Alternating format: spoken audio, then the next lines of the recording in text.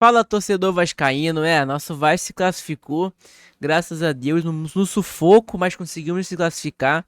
É um jogo bastante difícil, em que a gente falava que o adversário era muito fácil e tudo mais, e não era a situação. O Vasco acabou tomando muito perigo do Atlético Goianiense, tanto no primeiro jogo, tanto no segundo. No primeiro jogo, então, era pro Atlético Goianiense ter colocado uma vantagem muito grande em cima do Vasco, e o Vasco não conseguiu um empate, que foi muito bom.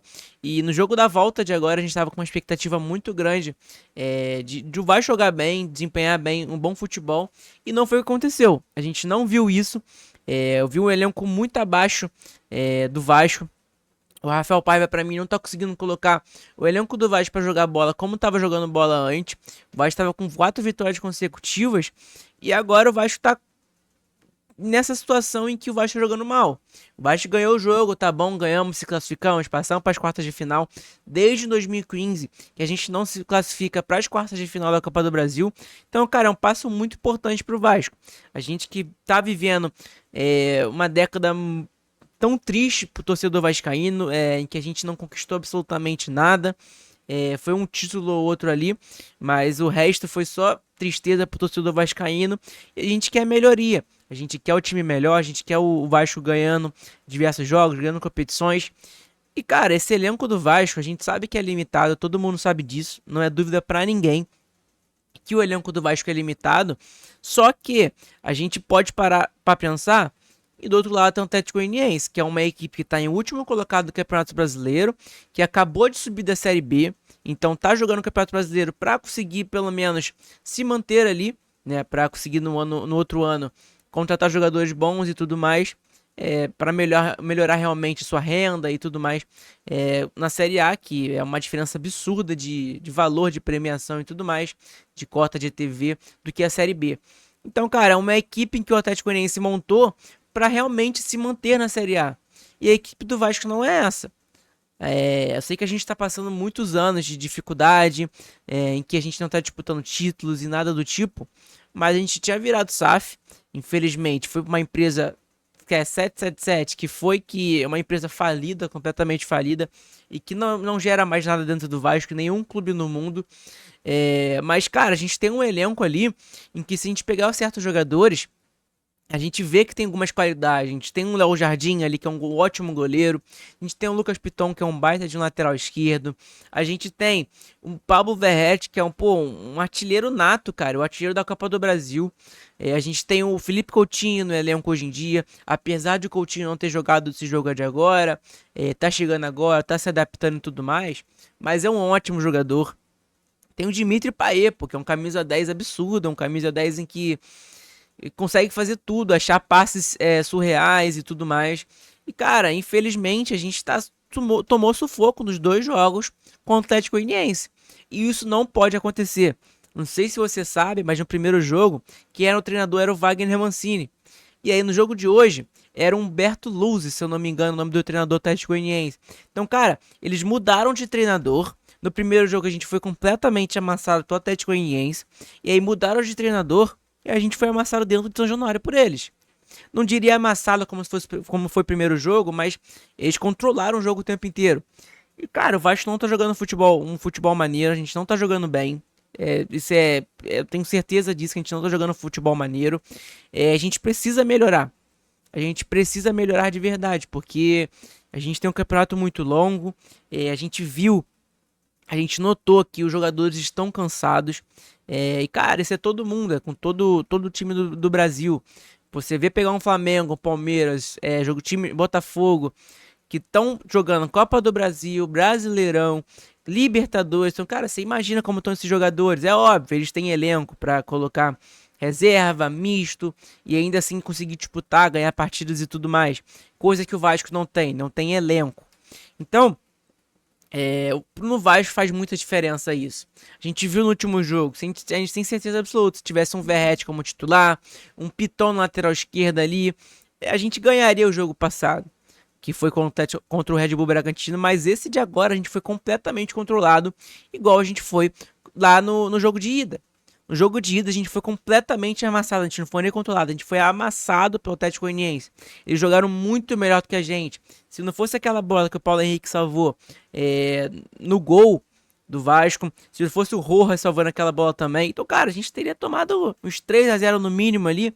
E ficaria muito difícil pro Vasco reverter essa situação no São Januário. Mesmo que a gente tá com o apoio da torcida. A torcida mais uma vez fazendo seu papel, esgotando totalmente os ingressos da partida. Então a torcida tá fazendo seu papel. E a gente não pode esquecer, cara. Os jogadores estão cansados, mas o Vasco disputa Brasileirão e Copa do Brasil somente. É óbvio, são jogos toda hora e tudo mais, são. Mas, pô, o Vasco tá disputando duas competições. E toda hora tem jogador machucado. Toda hora o jogador se machuca. É jogador que tá cansado, tá morto dentro de campo. A gente viu no jogo de hoje, jogo de ontem. Lucas Piton completamente exausto. Pediu para ser substituído, sendo que ele foi poupado no último jogo. Então, cara, tem alguma coisa ali. Não é possível que a preparação física do Vasco está sendo dessa forma. Porque não é possível o cara ser poupado no último jogo agora. E no último jogo agora contra o Bragantino. E aí chega no jogo de ontem e sente não, mas fica com cãibra, fica muito cansado.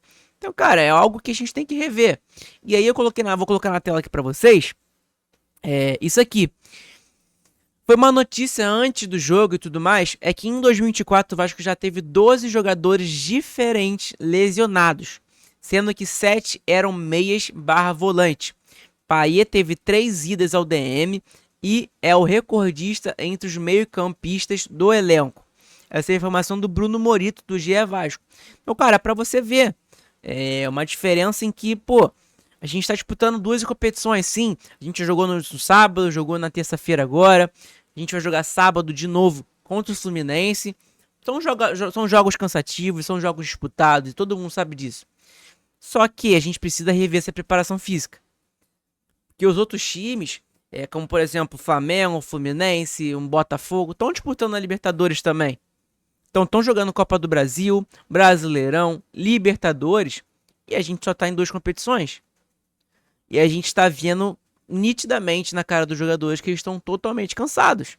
E a gente tem que rever isso. A gente tem que rever o Daniel Félix ali, conversar com ele, ou os médicos do Vasco realmente, tentar ir conversar com todo mundo, porque não é possível a gente colocar e deixar esses jogadores se machucando toda hora. O Payet, se você pegar a carreira do Payet, o Payet nunca teve essas lesões na carreira. E aí no Vasco ele começou a ter essas lesões.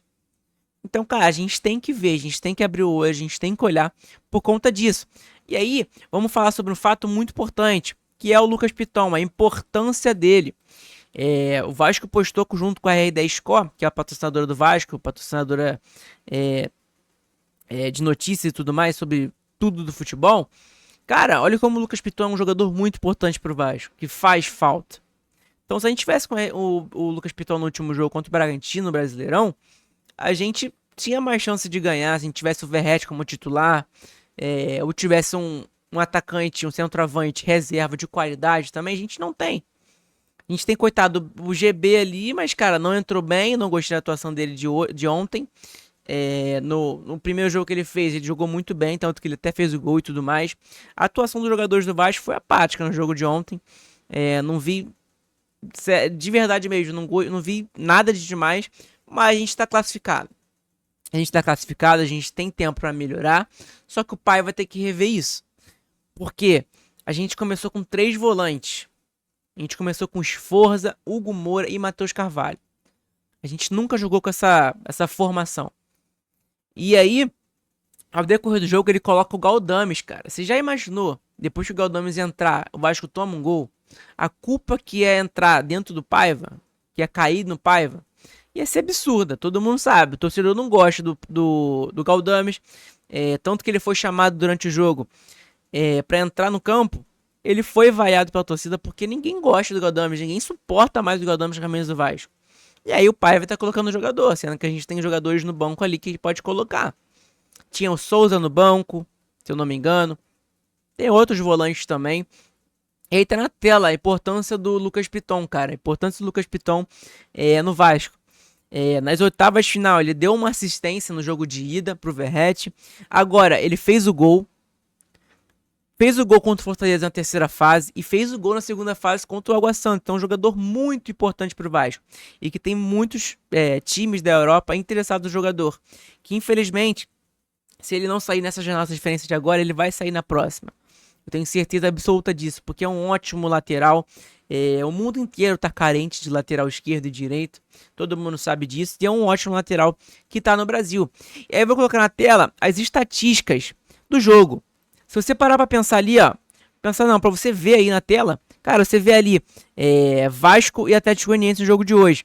48% de posse de bola do Vasco, 52% de posse de bola do Atlético Goianiense. Então, pô, o Atlético Goianiense conseguiu mais posse de bola que a gente dentro do São Januário. Grandes chances de gol, uma chance do Atlético Goianiense, nenhuma do Vasco. 7 finalizações do Vasco contra 11 do Atlético Goianiense. Então eles chutaram mais vezes que a gente no gol. Defesa de goleiro, 2 do Vasco, uma deles. Escanteios, uma do Vasco, 5 do Atlético Goianiense. Cara, se você ver no estatística, você vai ver que o Atlético Goianiense jogou melhor do que o Vasco. Isso não tem dúvidas nenhuma. Então, cara, a gente tem que melhorar, a gente tem que rever. A gente vai jogar um jogo muito difícil agora contra o Fluminense no sábado. A gente precisa rever isso, a gente precisa melhorar essa situação. O Vasco não tá jogando bem, a gente precisa voltar a desempenhar e o preparador físico preparar os jogadores, porque não é possível o jogador está super cansado dessa maneira. É óbvio que a sequência de jogos são muito difíceis, é jogo sábado, é jogo domingo, é jogo quarta, terça. Só que, cara, é o Campeonato Brasileiro, a gente não tem muito o que fazer. A gente precisa de uma preparação muito boa. E não é o que tá acontecendo, cara. Tá bom? Então, cara, muito obrigado quem assistiu esse vídeo agora. Eu espero que vocês tenham gostado. Esse vídeo aqui é um pós-jogo pra vocês. Então deixa o like nesse vídeo, se inscreve no canal, que é muito importante, tá bom? Tamo junto. Saudações vascaínas e até o próximo vídeo de amanhã.